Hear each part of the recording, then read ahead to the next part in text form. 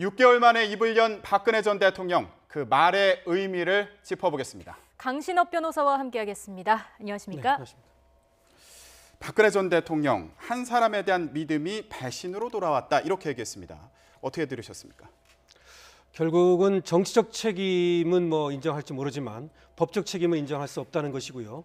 더군다나 최순실과의 공모관계라든지 공범 이런 프레임은 잘못된 것이다.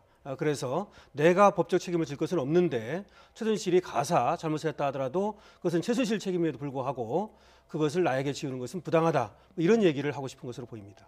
이런 주장이 양측의 재판에는 어떻게 영향을 미칠까요? 결국은 이제 최순실과 박근혜 전 대통령이 각자의 길을 가고 있다 이렇게 볼 수 있는데요. 그래서 얼마 전에도 박근혜 전 대통령이 눈길을 한 번도 안 준다든지 그런 일이 있었는데 네. 결과적으로는 이제 각자 도생을 한다면 아무래도 누구의 책임이 더 큰지 내지는 정말 공모관계를 한 것인지 이런 것들이 오히려 밝혀지는 그런 계기가 될 수도 있을 겁니다. 네.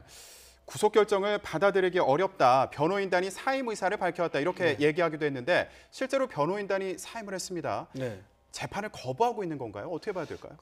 거부라고까지는 할지 모르지만 그런 의미가 있는 거죠. 지금 이제 피고인에게는 방어권이 있고 변호인에게는 변론권이 있는데 네. 자신의 변론권을 행사하기에 무력감을 느낀다 이런 얘기고요. 피고인은 그 방어권 행사가 의미 없어 보인다 이런 얘기를 하고 있는 건데요. 어쨌든 재판부에 대한 강력한 어떤 항의의 의미가 있는 것이고요. 그 의미는 SK나 롯데 같은 걸로 이제 다시 추가 구속영장을 한 거 아닙니까? 네. 그런데 SK나 롯데 이 부분은 자신이 무죄라는 것이 충분히 밝혀졌다고 자신은 생각한다. 그럼에도 불구하고 그것으로 구속영장 기간을 연장한 거 이거는 상당히 불만이다. 이런 얘기를 하고 있는 겁니다. 그러면 재판은 어떻게 진행됩니까, 앞으로? 네, 앞으로 이제 이 사건은 필요적 변론 사건이라 해가지고 반드시 변호사가 있어야만 되는 사건입니다. 그래서 재판부에서는 17일 이제 재판을 취소했죠. 19일 하기로 했는데 그 전에 국선 변호사라도 선정이 돼야 됩니다. 만약 사선 변호인을 다시 선임에 들어온다든지 또 사임했던 변호사들이 다시 들어오면 모를까. 그렇지 않으면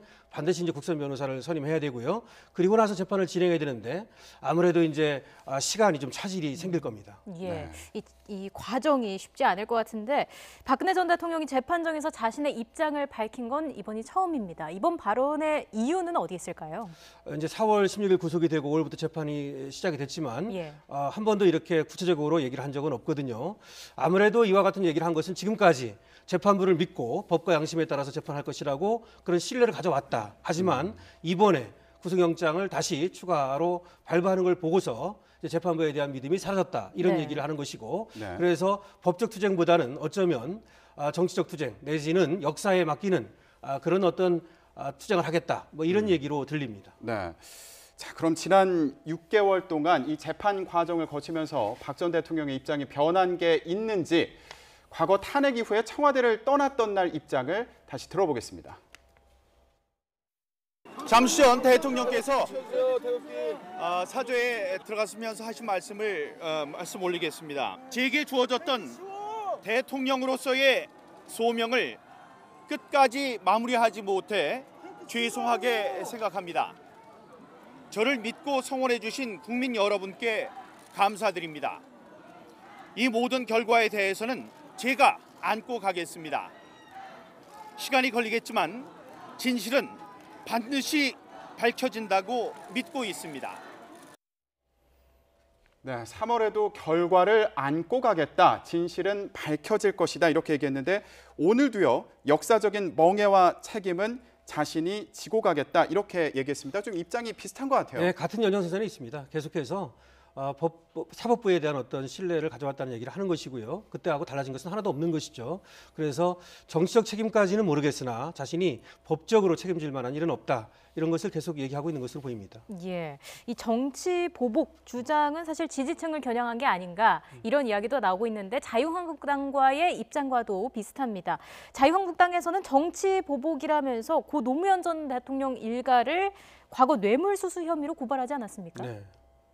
아무래도 정치 보복이라는 말을 직접 했습니다. 박근혜 전 대통령이. 그래서 그런 생각을 갖고 있는 건 분명하고요. 자유한국당과 같은 생각을 갖고 있는 것은 그렇다고 볼 수 있겠습니다. 그리고 이제 자유한국당이 노무현 전 대통령에 대한 고발, 그 일가에 대한 고발 이런 것들도 같은 연장선상에 있는 것인데요. 이 이제 고발은 사실은 그렇습니다. 수사라고 하는 것은 수사의 필요성, 수사의 사유, 수사의 상당성이라는 게 있는데요. 일단 이제 노무현 전 대통령이 사망함으로써 이제 공소권이 이제 없음으로 처리를 했거든요. 그런데 그 일가에 대해서 과연 다시 수사를 할 필요가 있느냐, 네. 필요성, 상당성, 사유 이런 것들을 이제 보게 될 텐데요. 네. 그것은 어쨌든 일단락 됐던 건데 다시 꺼낸다면 그럴 만한 이유가 있어야 될 것인데 그것은 앞으로 뭐 또 논쟁이 치열하게 네. 붙을 것 같습니다. 그러면 일부에서는 이게 공소시효가 아직 안 지났다. 네. 그리고 가족들을 공범으로 본다면 다시 충분히 수사할 수 있다. 이렇게 주장하는 경우도 있거든요. 네. 법조계의 분위기는 어떤가요? 뭐 법적의 일반적인 분위기를 알 수는 없습니다만은 일반적으로 수사를 끝냈다면 사실은 종결된 것으로 보거든요. 네. 그렇지만은 굳이 따진다면은 노무현 전 대통령이 돈을 받은 게 아니고 뭐 권영석 전 영부인님께서 받으셨다는 이런 얘기도 있으니까 네. 그렇다면은 어쨌든 공범이든 아니면 또 다른 사람이 받았다면 이론적으로는 말이죠. 수사가 전혀 불가능한 것은 아닐 것이다. 이런 생각은 드는데 네. 아까 말씀드렸듯이 수사라고 하는 것은 필요성과 상당성을 따지는 거란 말이죠. 네. 근데 그것이 있는지를 살펴봐야 될 겁니다. 네, 알겠습니다. 박근혜 전 대통령의 6개월 만의 발언, 앞으로 박 전 대통령 재판과 또 정치권에 미칠 파장을 계속 지켜보도록 하겠습니다. 오늘 말씀 고맙습니다. 고맙습니다. 네, 고맙습니다.